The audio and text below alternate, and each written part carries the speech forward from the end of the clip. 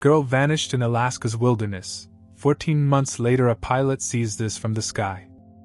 The morning mist clung to the towering spruce trees like ghostly fingers, creating an otherworldly atmosphere in Alaska's Denali wilderness. Emma Rodriguez adjusted her bright red backpack and looked up at her father with sparkling brown eyes that reflected pure excitement. "Dad, can we go to the waterfall first?" she asked, bouncing on her toes. At 12 years old, Emma had the kind of boundless energy that made even the most experienced hikers smile. Michael Rodriguez chuckled, ruffling his daughter's dark hair. "We'll see, kiddo. Let's stick to the trail first." He glanced at his wife, Sarah, who was checking their map one final time. "The ranger said the weather could change quickly up here." Sarah folded the map carefully, her maternal instincts already on high alert. "Emma, remember what we talked about. You stay within sight at all times. This isn't like the trails back home in Colorado." "I know, Mom," Emma replied, though her attention was already drifting to a family of squirrels chattering in the nearby trees. She had always been drawn to nature, collecting leaves and interesting rocks wherever they went. This trip to Alaska was supposed to be the adventure of a lifetime, a reward for her excellent grades and her 13th birthday coming up next month. The Rodriguez family had planned this vacation for over a year. Michael, a software engineer, had saved up his vacation days, while Sarah, a school teacher, had researched every trail and safety precaution. They wanted to give Emma an unforgettable experience, something that would stay with her forever. They had no idea just how true that would become. As they started down the Glacier Point Trail, Emma's excitement was infectious. She pointed out every interesting rock formation, every unique tree, every bird that crossed their path. Her parents exchanged knowing glances. Their daughter's curiosity about the natural world had always been her defining characteristic. "Look, Dad! Is that a bald eagle?" Emma called out, shading her eyes against the morning sun. Michael followed her gaze and smiled. "That's a hawk, sweetheart. But keep watching, we might see eagles later." The trail wound through dense forest, past babbling streams and over wooden bridges that creaked under their feet. Emma documented everything with her small digital camera, a birthday gift from her grandmother. She was particularly fascinated by the way the light filtered through the canopy, creating dancing patterns on the forest floor. 2 hours into their hike, the first signs of trouble appeared. Dark clouds began gathering on the horizon, moving faster than anyone had anticipated. The wind picked up, rustling the trees with increasing intensity. "Maybe we should head back," Sarah suggested, glancing nervously at the sky. But Emma was already 20 feet ahead, captivated by a cluster of wildflowers growing near a small clearing. "Just a few more minutes, Mom! These flowers are so pretty!" Michael checked his watch. "We can go a little further. The weather report said the storm wouldn't hit until afternoon." The weather report was wrong. Within minutes, the sky transformed from cloudy to menacing. Thunder rumbled in the distance, and the first drops of rain began to fall. What started as a gentle drizzle quickly became a downpour.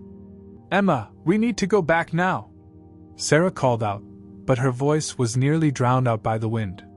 The storm hit with a ferocity that stunned even experienced Alaskan hikers. Rain turned to hail, battering the trees and creating a deafening noise that made communication nearly impossible. The trail, which had been clearly marked just moments before, became a muddy, treacherous path. Emma, who had been photographing the wildflowers, looked up in alarm as the storm intensified. She could barely see her parents through the driving rain. The wind was so strong it nearly knocked her off her feet. "Mom! Dad!" she cried out, but her voice was lost in the chaos. In the confusion, Emma made a decision that would change everything. Seeing what looked like a covered area beneath a large fallen log, she ran toward it for shelter, thinking her parents would follow. The rain was so heavy she couldn't see more than a few feet in any direction. She waited under the log for what felt like hours, calling out for her parents. But the storm seemed to swallow her voice entirely. When the rain finally began to subside, Emma emerged from her hiding place, expecting to see her parents searching for her nearby. Instead, she found herself completely alone in an unfamiliar part of the forest. Mom? Dad? She called out, her voice now tinged with fear. The trees all looked the same, and the storm had washed away any familiar landmarks. She tried to retrace her steps, but everything looked different now. Meanwhile, Michael and Sarah were experiencing their own nightmare. When the storm hit, they had taken shelter under a rocky overhang, assuming Emma had done the same nearby. But when the rain stopped and they looked around, their daughter was nowhere to be found. Emma! Emma! Michael's voice cracked as he shouted. They searched frantically, calling her name until their voices were hoarse. Sarah was fighting back tears. She was right here, Michael. She was right here just minutes ago. The couple spent the next several hours searching every possible hiding spot, checking behind every tree, under every fallen log. As the sun began to set, they made the hardest decision of their lives. They called for help. Within hours, a full search and rescue operation was underway. Rangers, volunteers, and trained search dogs combed through square miles of wilderness. Helicopters buzzed overhead, their searchlights cutting through the darkness. The local news picked up the story, and Emma's photo, a smiling girl with bright eyes and a red backpack, appeared on screens across Alaska. Days turned into weeks. The search expanded to cover over 100 square miles of some of the most challenging terrain in North America. Expert trackers brought in from other states found no trace of Emma, no footprints, no pieces of clothing, no signs of her red backpack. Sarah stopped eating. Michael stopped sleeping. They remained in Alaska, refusing to go home without their daughter.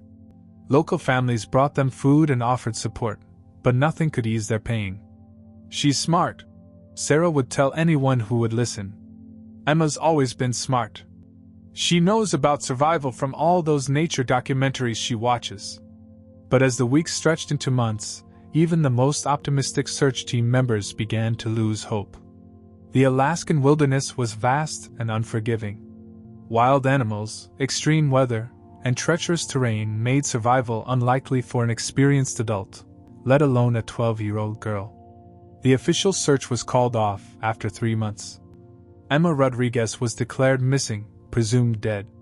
Her parents returned to Colorado, broken and forever changed. They kept her room exactly as she left it, her nature books still open on her desk, her collection of rocks and leaves still displayed on her windowsill. But somewhere in the vast Alaskan wilderness, Emma Rodriguez was very much alive. And she was learning lessons about survival that no 12-year-old should ever have to learn. The wilderness had claimed her, but it hadn't defeated her. Not yet. As her parents grieved and the world moved on, Emma was beginning the most challenging chapter of her young life, one that would test every ounce of strength, intelligence, and determination she possessed. The girl who had vanished into Alaska's wilderness was about to become something extraordinary. Something that would defy every expectation and challenge every assumption about what a child could endure. Her story was just beginning. 14 months had passed since Emma Rodriguez vanished into the Alaskan wilderness. The case had long been closed, filed away in the cold cases section of the Alaska State Trooper's office. Her parents had reluctantly returned to Colorado, though they called the Rangers every few weeks, still hoping for a miracle that seemed more impossible with each passing day. Noah Thompson had been flying cargo runs across Alaska for 12 years, and he thought he'd seen everything the wilderness had to offer. The 34-year-old pilot had a reputation for being observant, a skill that had saved his life more than once in the unforgiving Alaskan skies. But on this particular Tuesday morning in October, as he guided his small Cessna through the crisp autumn air, he saw something that made him question his own eyes. "What the hell?" Noah muttered, banking the aircraft slightly to get a better view of the forest below. The landscape stretched endlessly beneath him, an ocean of evergreens punctuated by winding rivers and rocky outcroppings. Noah had flown this route hundreds of times, carrying supplies to remote mining camps and research stations. He knew every major landmark, every clearing, every unusual formation. But today, something was different. On the trunk of a massive spruce tree, approximately 40 feet from the ground, was a mark that definitely didn't belong there. From his altitude of 800 feet, it looked like a deliberate carving, not the random scratches that bears or other animals might leave, but something with purpose and pattern. Noah circled back, his curiosity piqued. The mark was roughly triangular, with what appeared to be an arrow pointing northwest. As he studied it more closely, he noticed something else that made his pulse quicken. There were more marks on nearby trees, creating what looked like a deliberate trail through the forest. "No way," he whispered, remembering the missing girl case from over a year ago. Every pilot in Alaska had been asked to keep an eye out for signs of Emma Rodriguez. Her photo had been posted in every airport, every hangar, every pilot's lounge from Anchorage to Fairbanks. Noah had participated in the aerial search efforts during those first crucial weeks. He'd flown grid patterns for hours, scanning the forest canopy for any sign of the bright red backpack or the girl who wore it. Like everyone else, he'd eventually given up hope. But these marks, they were too purposeful to be natural, too systematic to be random. And they appeared to be leading somewhere. Noah reached for his radio, then hesitated. What if he was wrong? What if his mind was playing tricks on him, seeing patterns where none existed? He'd heard stories of pilots who'd reported false sightings, creating false hope for desperate families. He circled the area one more time, this time taking photographs with his phone. The marks were definitely there, carved into the bark of at least 6 different trees that he could see from the air. They formed a rough line heading northwest, deeper into the wilderness. The more Noah studied the markings, the more convinced he became that they were man-made. Or rather, child-made. The height of the carvings suggested someone small had made them, someone who had climbed the trees to reach that level. The arrows all pointed in the same general direction, as if guiding someone, or something, through the forest. Noah's hands were shaking as he reached for the radio again. This time, he didn't hesitate. "Fairbanks Control, this is November 7-4 Alpha Charlie.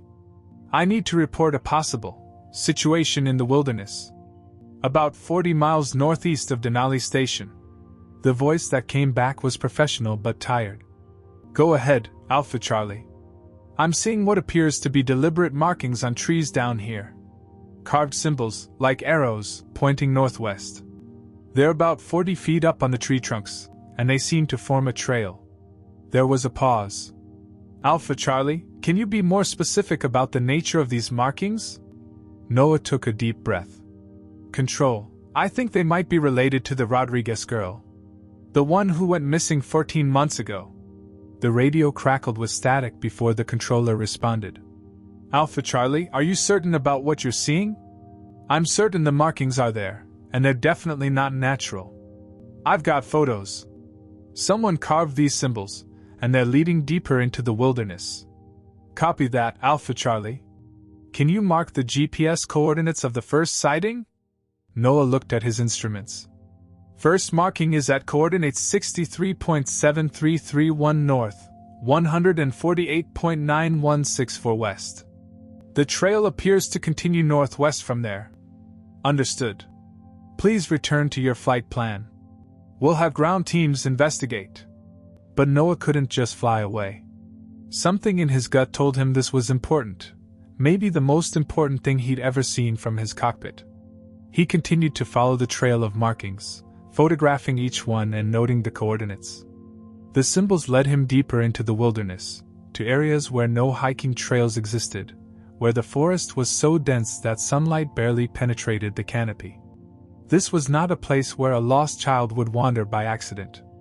This was a place where someone would only go if they knew exactly where they were headed. As Noah followed the trail for nearly 20 miles, he began to understand something that chilled him to the bone. These weren't the desperate scratchings of a lost child. These were carefully planned markers, created by someone who had learned to navigate this impossible terrain. Someone who had been living in this wilderness for over a year. Someone who was still out there, still alive, still fighting to survive. Noah's radio crackled again. "Alpha Charlie, this is Alaska State Troopers.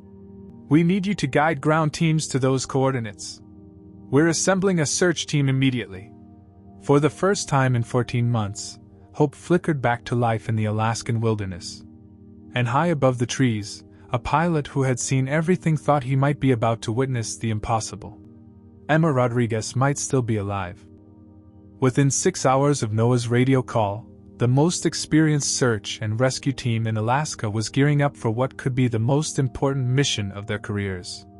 Leading the operation was Kira Santiago, a woman whose reputation for finding the unfindable had made her legendary among Alaska's rescue community. At 42, Kira had spent 15 years tracking missing persons through some of the most challenging terrain on Earth. She had pulled survivors from avalanches, located crashed aircraft in blizzards, and found lost hikers who had been given up for dead. But this case was different. This case had haunted her for 14 months. "I want everyone to understand something," Kira addressed her team of 8 specialists as they gathered at the staging area. "We're not just looking for evidence. We're looking for a girl who might still be alive after surviving more than a year in conditions that would finish most adults." The team consisted of Alaska's best mountain rescue specialists, tracking experts, wilderness survival instructors, and a medic trained in hypothermia treatment. They had studied the photographs Noah had taken, analyzed the GPS coordinates, and planned their route with military precision. "The markings are approximately 20 miles apart," Kira continued, pointing to a topographical map spread across the hood of their truck. "If these were made by Emma Rodriguez, she's been systematically marking a trail that leads deep into the most remote part of the wilderness." Dr. James Whitmore, the team's survival expert, shook his head in amazement. "For a 12-year-old to survive one winter out here would be remarkable. But 14 months? That's almost impossible." "Almost impossible isn't the same as impossible," Kira replied firmly. "We've seen the photos. Someone made those markings, and they're leading somewhere." The first marking was exactly where Noah had indicated. The team rappelled down from the helicopter and immediately confirmed what the pilot had seen. Carved into the bark of a massive spruce tree, about 40 feet up, was a crude but unmistakable arrow pointing northwest. "How did she get up there?" wondered Tommy Reeves, a young ranger who had joined the original search 14 months ago. Kira examined the tree carefully. "She climbed. Look at these marks here, boot scrapes in the bark. Someone small and light climbed this tree and carved this symbol." She paused, running her fingers over the carving. "These aren't fresh. This was done months ago, maybe longer." The team began following the trail, and what they found defied all expectations. The markings weren't random. They were strategic, placed at decision points where the terrain offered multiple routes. Each symbol was carved high enough to be visible from a distance but protected from animals that might scratch them away. "This is sophisticated navigation," Dr. Whitmore observed as they reached the third marking. "Whoever did this understands how to create a trail system in wilderness conditions." But the terrain was testing every member of the team. The forest was so dense that they had to cut their way through in some places. Fallen trees created natural barriers that required careful navigation. The ground was uneven, filled with hidden rocks and sudden drops that could easily cause injury. "Look at this," called out Sarah Chin, the team's technical climber. She was examining a section where the trail led around a steep cliff face. "There are rope marks here, old ones. Someone rigged a safety line along this ledge." The discovery sent chills through the team. This wasn't just survival, this was adaptation. Someone had been living in this wilderness long enough to develop sophisticated techniques for moving through dangerous terrain. As they continued following the trail, the markings became more frequent and more elaborate. Some included additional symbols, wavy lines that seemed to indicate water sources, circles that might represent safe camping spots, and crosses that could mark dangerous areas to avoid. "She's been mapping the wilderness," Kira whispered, her voice filled with awe. "Emma Rodriguez has been creating her own navigation system." The team had been hiking for 6 hours when they encountered their first major obstacle. A river, swollen with autumn rains, blocked their path. The current was fast and dangerous, and the water was numbingly cold. "How did she cross this?" Tommy asked, staring at the rushing water. Their answer came when they found the next marking on the far side of the river. But this symbol was different. It included an additional marking that pointed downstream. Following this direction, they discovered something that made them all stop in amazement. A rope bridge, constructed from salvaged materials and natural fibers, stretched across the river at a narrow point. It was crude but functional, clearly built by someone who understood basic engineering principles. Unbelievable, Dr. Whitmore breathed. This took planning, skill, and incredible determination. As they carefully crossed the makeshift bridge, each team member was thinking the same thing. If Emma Rodriguez had built this bridge, if she had created this entire trail system, then she wasn't just surviving in the wilderness. She was mastering it. The trail continued northwest, leading them deeper into terrain that appeared on no map, through forests that few humans had ever seen. And with each marking they found, each ingenious solution to wilderness challenges, the team became more convinced that they were tracking not just a survivor, but someone who had become something extraordinary. The question was no longer whether Emma Rodriguez was alive. The question was what she had become. The sun was beginning to set on the second day of their search when Kira Santiago spotted something that made her heart skip a beat. Through a gap in the dense forest canopy, she could see a structure that definitely didn't belong in the wilderness, a small cabin, expertly camouflaged but unmistakably man-made. "Team, hold position," Kira whispered into her radio. "I've got visual on a structure, approximately 50 meters northwest of my position." The team converged carefully, approaching the cabin with the caution of people who had learned to expect the unexpected. What they found defied every assumption they'd made about wilderness survival. The cabin was a masterpiece of improvised engineering. Constructed entirely from materials found in the forest, it blended so seamlessly with the surrounding trees that it was nearly invisible from just 20 feet away. The walls were made from carefully fitted logs, chinked with moss and mud to keep out the cold.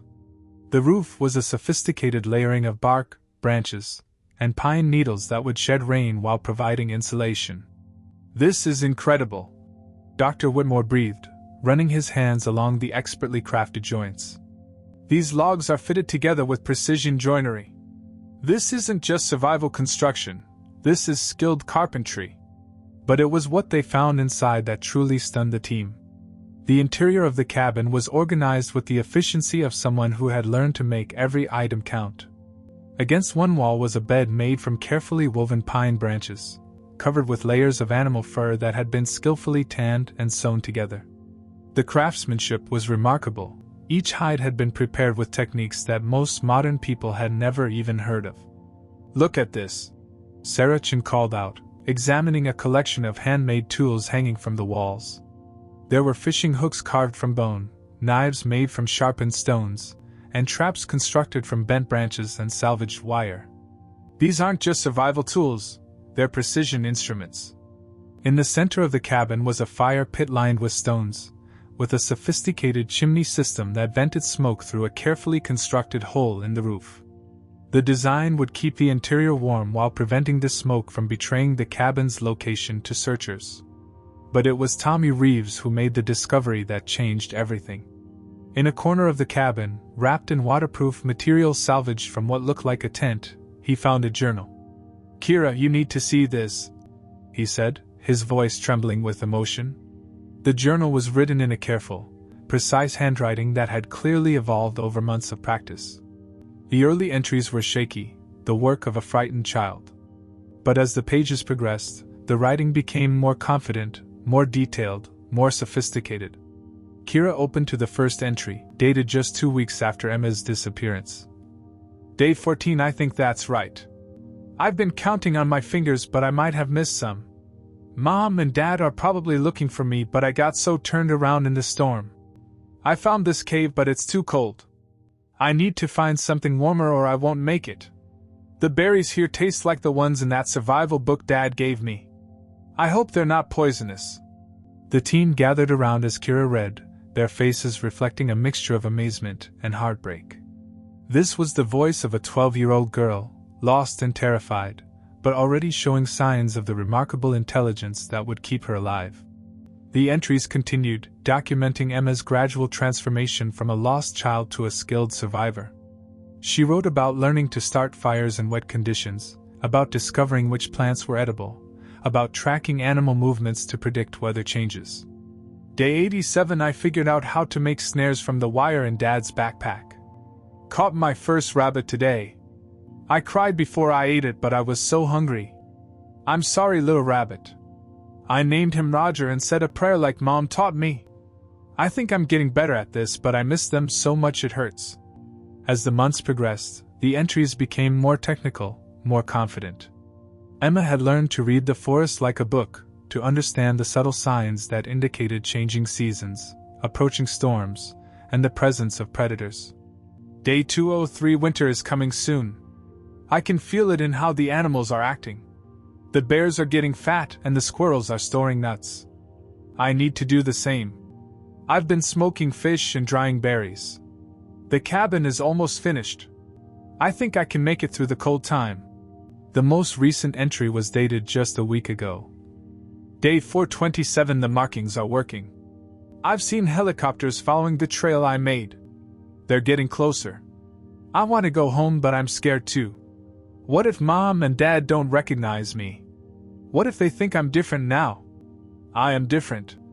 I know things now that I didn't know before. I can do things that normal kids can't do. But I still want to hug Mom and tell Dad about all the birds I've seen. I hope they still love me. Kira wiped tears from her eyes as she finished reading. Around her, the toughest search and rescue specialists in Alaska were struggling to maintain their composure. They had found evidence of something extraordinary, a child who had not just survived impossible conditions, but had thrived in them. She's been leaving us breadcrumbs, Kira whispered. All those markings, all those symbols, she's been trying to lead us to her. Dr. Whitmore was examining the cabin's construction with new eyes. This represents over a year of learning, adapting, and growing. She's become something remarkable. But the cabin was empty. The fire pit was cold. And according to the journal, Emma had left 3 days ago to check her fishing nets by the river. The girl they were searching for was close. Very close. And after 14 months of surviving alone in the wilderness, Emma Rodriguez was finally ready to be found. The morning of the third day dawned crisp and clear, with a thin layer of frost covering the forest floor. Kira Santiago's team had spent the night in Emma's cabin, studying every detail of her remarkable survival story. They had learned more about wilderness adaptation in one evening than most people learned in a lifetime. Following the journal's final entry, they headed toward the river where Emma had gone to check her fishing nets. The trail was different now, fresher, with recent footprints in the soft earth. Small footprints, but confident ones, made by someone who knew exactly where they were going. She's close, whispered Dr. Whitmore, examining a broken branch that showed signs of recent passage. These tracks are maybe 6 hours old. The team moved carefully through the dense undergrowth, following a path that seemed to wind along the river's edge. Emma had chosen her route well. The sound of flowing water would mask their approach, but it would also hide any sound she might make. It was Sarah Chin who spotted her first. There, she breathed, pointing through a gap in the trees. By the riverbank. 50 yards away, sitting on a fallen log with her back to them, was a figure that made every member of the team stop in their tracks. It was clearly a young person, but one who had been transformed by months of wilderness living. Emma Rodriguez was no longer the 12-year-old girl who had disappeared 14 months ago. Her dark hair, now longer and braided with what looked like strips of leather, hung down her back. Her clothes were a patchwork of salvaged materials, pieces of her original hiking outfit combined with skillfully sewn animal skins and woven plant fibers. She was working on something in her lap, her movements precise and practiced. Even from a distance, they could see the confidence in her posture, the way she held herself like someone who belonged in this environment. How do we approach her? Tommy asked quietly. She's been alone for over a year. She might be scared of strangers. But Kira had noticed something else. Look at her hands, she whispered. Emma's hands were steady as she worked, but they paused every few seconds, tilting her head as if listening. She had heard them. After 14 months of relying on her senses for survival, Emma Rodriguez could detect the presence of other humans long before they realized she knew they were there. Slowly, Emma stood up and turned around. The face that looked back at them was still recognizably the girl from the missing person posters, but it was also something more. Her brown eyes held a depth of experience that no 13-year-old should possess. Her skin was weathered but healthy, tanned by exposure to sun and wind. Most striking of all was her expression, calm, alert, and completely unafraid. "I've been waiting for you," Emma said, her voice carrying across the clearing with surprising strength. "I saw your helicopter yesterday. I knew you'd follow the trail." Kira stepped forward slowly, her hands visible and non-threatening. "Emma? Emma Rodriguez?" The girl nodded, a small smile playing at the corners of her mouth. "Are you here to take me home?"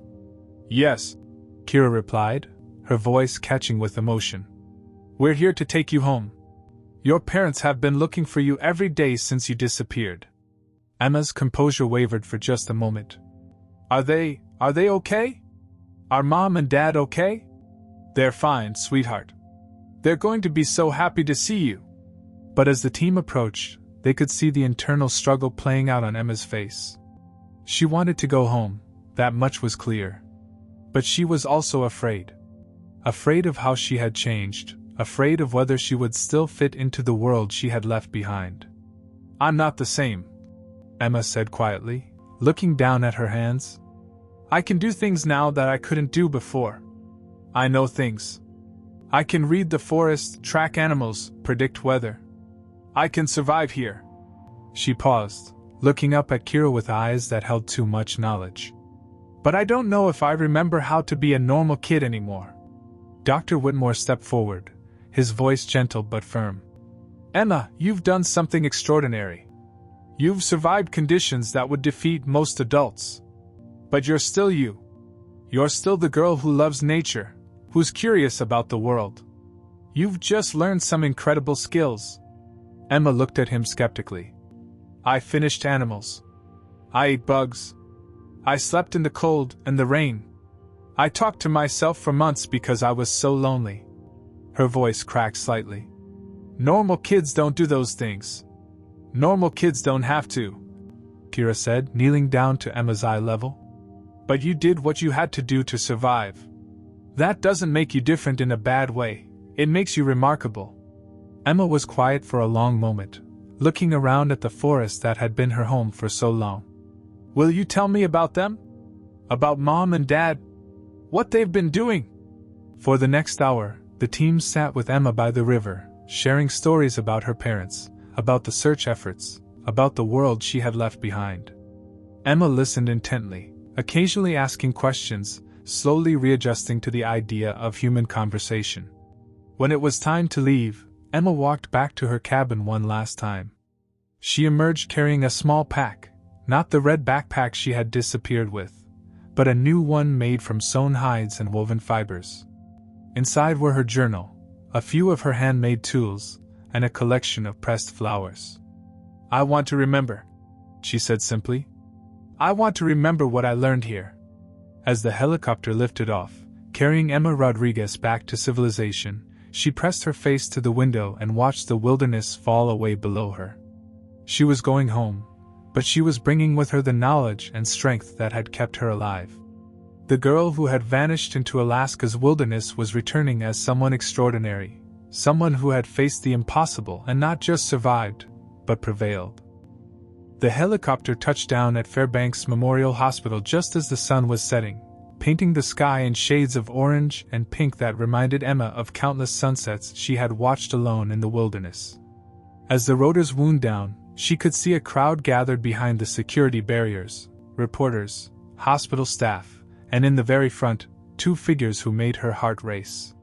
Her parents looked older, grayer, worn down by 14 months of grief and desperate hope. But the moment they saw her emerge from the helicopter, years seemed to fall away from their faces. "Emma!"